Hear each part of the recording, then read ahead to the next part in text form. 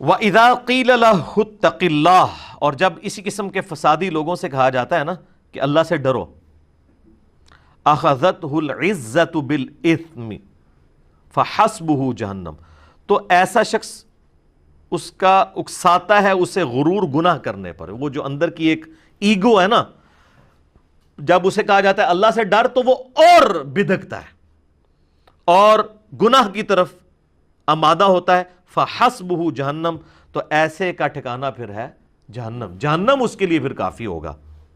وَلَبِئْسَ الْمِہَادُ، کیا ہی برا ٹھکانہ ہے۔ اللہم اجرنا من النار، اللہم اجرنا من النار، آمین۔ وَمِنَ النَّاسِ مَن يَشْرِي نَفْسَهُ ابْتِغَاءَ مَرْضَاتِ اللَّهِ، ہائے ہائے ہائے۔ اب یہ آ رہا ہے ایک ایمان والا جو اس کا کیا ایٹیچیوڈ ہوتا ہے۔ لوگوں میں ایسے بھی ہیں جنہوں نے اپنی جان بیچ دی ہے اللہ کی رضا حاصل کرنے کے لیے، اپنی جان بھی بیچ دی۔ سب سے بڑی چیز کیا ہے؟ جان۔ وَاللَّهُ رَءُوفٌ بِالْعِبَادِ، اور اللہ تعالیٰ اپنے بندوں پر مہربان ہے، ایسے بندوں کے اوپر مہربان ہے جنہوں نے اپنی جان بیچ دی ہے اللہ کو۔ سورہ توبہ میں بھی آیا نا کہ ہم نے مومنین کی جانیں اور مال جنت کے بدلے میں خرید لیے، اور پھر ساتھ آیا کہ اے اہل ایمان اس بیعت کے اوپر خوشیاں مناؤ۔ یہ ہے وہ بیعت، انہوں نے پکڑ کے دوسری والی بیعت بنا لی ہے۔ مسلمان کی بیعت تو اللہ کے ساتھ ہے، نبی علیہ السلام کے ساتھ جو بیعت ہے یا خلفائے راشدین کے ساتھ وہ بیعت خلافت ہے، یعنی وہ اللہ کے خلیفہ ہیں دنیا کے اوپر، اللہ کے ریپریزنٹیٹو۔ بیعت اللہ کی لے رہے ہیں وہ بھی، کہ ہم اس کے نائب کی حیثیت سے۔ یہ جو حضرت عیسیٰ علیہ السلام نے کہا تھا من انصاری اللہ، کون ہے جو میری مدد کرے اللہ کے لیے، تو قال الحواریون نحن انصار اللہ، تو حضرت عیسیٰ کے 12 ساتھی تھے اور ہے بھی وہ دھوبیوں کو بات سمجھ آ گئی۔ حضرت عیسیٰ علیہ السلام گلیلی جھیل کے کنارے جا کے نا ان جو دھوبی کپڑے دھونے آیا کرتے تھے ان کو دعوت دی، باقیوں سے نے تو قبول نہیں کی، انہوں نے قبول کر لی، تو انہوں نے کہا ہم اللہ کے لیے آپ کے ساتھی۔ تو حضرت عیسیٰ علیہ السلام بھی اللہ کے لیے اپنے ساتھ لوگوں کو اٹیچ کر رہے تھے۔ پیغمبر اٹیچ کرتا ہے اللہ کے لیے، پیغمبر اپنی ذات کے لیے نہیں اٹیچ کرتا۔ سورہ نساء کے اندر بھی آیا ہم نے کوئی بھی رسول بھیجا نا وہ اللہ کے اذن کے ساتھ اللہ کی طرف بلاتا تھا، اپنی طرف نہیں۔ سورہ آل عمران میں بھی آیا اللہ تعالیٰ فرماتا ہے کبھی ایسا نہیں ہوا کہ ہم کسی پیغمبر کو نبوت اور جو ہے وہ اپنا حکم دے کر بھیجیں اور لوگوں سے وہ یہ کہنا شروع کر دے کہ لوگوں اللہ کو چھوڑ کے میری عبادت کرو، بلکہ وہ تو کہے گا کونو ربانیین، اللہ والے بن جاؤ۔ تو جب پیغمبروں کا یہ سٹیٹس ہے تو سر یہ پیر فقیر بابے بزرگ ان کی تو کوئی حیثیت ہی نہیں ہے، یہ تو اللہ کے ریپریزنٹیٹو بھی نہیں ہے، نہ اللہ ان کو اون کرتا ہے۔ پیغمبروں کے پیچھے تو اللہ کھڑا ہے نا، کتابیں ان کو دی ہیں نا، ان کو بھی اللہ کہہ رہا ہے کہ میرے اذن سے میری طرف بلانا ہے، اپنے آپ کو بیچ میں بوت نہیں بنانا۔ قل یا اہل الکتاب تعالوا الی کلمۃ سواء بیننا وبینکم الا نعبد الا اللہ، اہل کتاب آؤ ہم اس ایک بات پہ اکٹھے ہو جائیں جو تم میں اور ہم میں کامن ہے، کہ ہم عبادت نہ کریں مگر ایک اللہ کی، اور آپس میں ایک دوسرے کا رب نہ مان لیں۔ اور اے نبی اگر یہ منہ پھیر دیں تو کہو کہ تم گواہ ہو جاؤ کہ میں نے تو سر تسلیم خم کر دیا اپنے رب کے سامنے۔ تو انبیاء اس لیول کی دعوت پیش کرتے ہیں، اور انبیاء کے پیٹرن پہ جو ان کے ماننے والے لوگ ہیں وہ بھی آپ ان کو دیکھیں گے وہ کبھی بھی اپنی ذات کے ساتھ نہیں چھوڑیں گے۔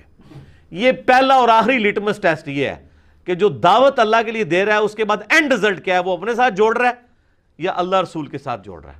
یہ آپ کو فرق نظر آ جائے گا کہ وہ خود تو نہیں بت بن گیا، تو آپ سمجھ لیں پھر اس کی دعوت جو ہے نا وہ شخصیت پرستی کی دعوت ہے۔ تو اللہ تعالیٰ ہمارا لوگوں میں ایسے لوگ بھی ہیں کہ جن لوگوں نے تو اپنی جان بیچ دی اللہ کے لیے، اور اللہ تعالیٰ جو ہے وہ ایسے بندوں کے اوپر مہربان ہے۔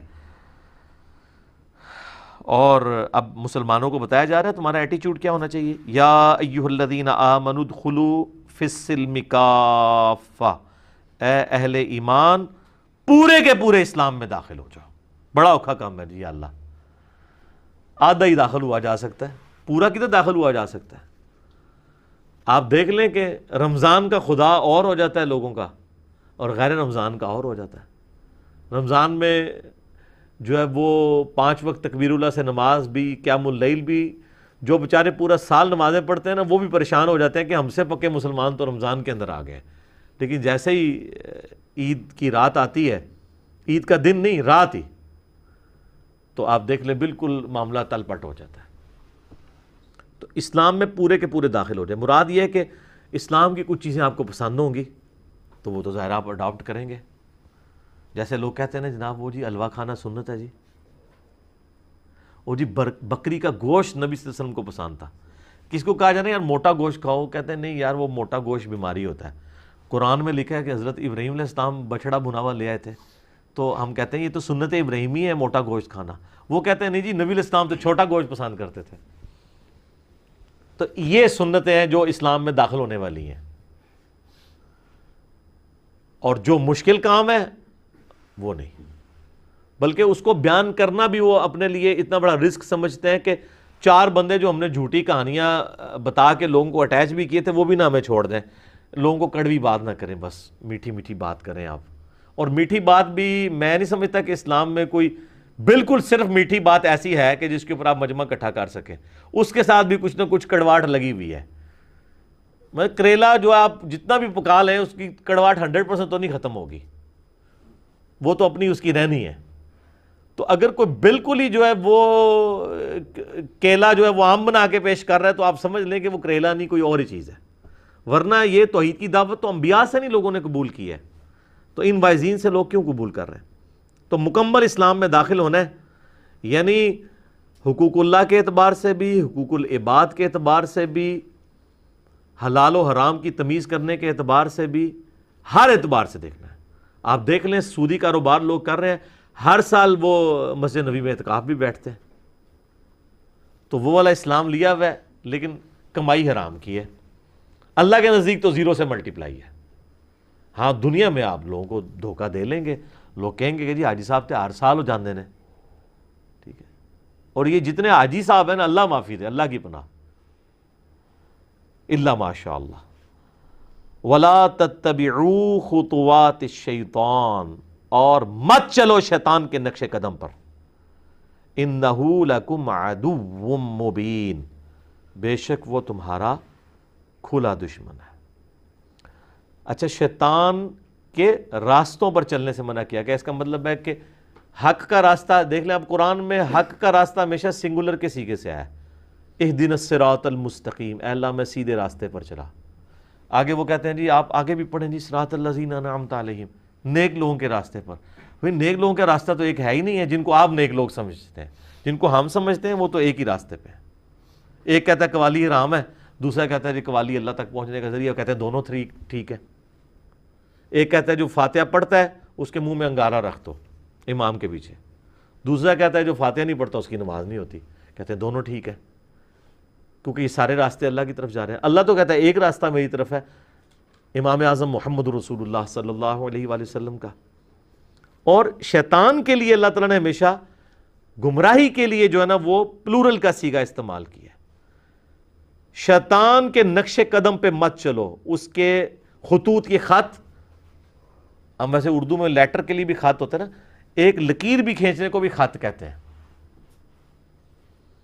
یہ جب میٹرک لیول کے اوپر آپ نے میتھ اگر پڑھی ہے نا اور جیومیٹری، تو لکھتے ہیں ایک خط اے بی کھینچا، وہ ایک لائن اسٹریٹ لائن کھینچی جاتی تھی نا، اس کو خط کہا جاتا تھا۔ تو یہ خطوات شیطان، شیطان کے راستوں کی پیروی مت کرنا، بے شک وہ تمہارا کھلا دشمن ہے۔ اس کانٹیکسٹ میں ایک حدیث ہے مسند احمد میں، نبی صلی اللہ علیہ وآلہ وسلم نے زمین پر نہ ایک سیدھی لکیر کھینچی اور آپ نے اس کے دائیں بائیں یوں ٹیڑھی لکیریں کھینچی، اور پھر آپ نے سیدھی لکیر کے اوپر نہ یوں انگلی رکھ کے نہ یوں اس کے اوپر انگلی کو چلاتے ہوئے سورہ الانعام کی آیت پڑھی، وَأَنَّ هَذَا صِرَاطِي مُسْتَقِيمًا، اور یہ کہ یہ ہے میرا راستہ جو کہ بالکل سیدھا ہے، اس راستے کی پیروی کرو، ادھر ادھر کے ٹیڑھے راستوں کی پیروی مت کرو، ورنہ تمہیں وہ میرے راستے سے بہکا دیں گے۔ یہ وہ چیز ہے جس کی اللہ تمہیں وصیت کرتا ہے۔ یہ نبی صلی اللہ علیہ وسلم نے آیت تلاوت کی، اور آپ فرمایا یہ ٹیڑھے راستے شیطان کے ہیں اور بیچ میں سیدھا راستہ میرا ہے۔ تو آپ صلی اللہ علیہ وآلہ وسلم نے جب بھی ہدایت کے راستے کی بات کی ہے تو اسے سنگولر کے سیغے میں کہا. اچھا یہ جو ایک آیت آتی ہے نا والذین جاہدوا فینا لنہدینہم سبلنا، جو لوگ بھی ہماری راہ میں کوشش کریں گے تو ہم ان کے لیے اپنی راہیں کھول دیں گے. وہاں راہ سے مراد یہ نہیں ہے کہ بھئی ایک راہ کے اوپر فاتحہ پڑھنے والے کی نماز نہیں ہو رہی ہوگی، دوسرے پہ جو نہیں پڑھ رہا ہوگا اس کی نماز نہیں ہو رہی ہوگی. یہ راہیں سے مراد یہ ہے کہ جب بھی وہ شخص اللہ کی طرف اخلاص شو کرے گا نا تو کسی طرف بھی وہ چلے گا نا الٹیمیٹلی اللہ تعالیٰ اسے اپنے تک لے آئے گا. حضرت سلمان فارسی کہاں سے چلے ہیں؟ نبی الاسلام کے مبارک قدموں تک پہنچ گئے. ہم میں سے کتنے لوگ ہیں آپ اگر ان کی بایوگرافی دیکھیں تو بڑے اخلاص کے ساتھ گمراہی کے راستے پہ چلنے کی کوشش کرتے ہیں، اللہ تعالیٰ بیچ میں سے وہ چک لیتا ہے. کتنے لوگ ہیں آپ ان کی لائف سٹوریز دیکھیں کس طریقے سے ہماری ویڈیوز تک پہنچے ہیں، نیگیٹیولی نیت کے ساتھ انہوں نے ویڈیو کھولی ہے، سنی اللہ نے ہدایت دے دی ہے. تو یہ راہیں ہوتی ہیں، یہ کلپس ہیں آج کی ماڈرن فارم میں. والذین جاہدوا فینا لنہدینہم سبلنا، یہ ہمارے کلپس ہیں ماڈرن فارم. کوئی حسینیت والے ٹاپک کی وجہ سے یہاں پہنچ جائے گا، کوئی قبر پرستی کے خلاف کلپ دیکھ کے پہنچ جائے گا، کوئی توحید کی بات سن کے پہنچ جائے گا، کوئی نماز کے طریقے کی وجہ سے پہنچ جائے گا، کوئی حج اور عمرے کی طریقے کی وجہ سے پہنچ جائے گا. یہ اللہ نے اتنی راہیں کھول دی ہیں لیکن الٹیمیٹلی وہ آئے گا نبی صلی اللہ علیہ وآلہ وسلم کی مبارک تعلیمات تک. یہ نہیں ہوگا کہ وہ کسی شخصیت کے ساتھ اٹیچ ہو رہا ہوگا.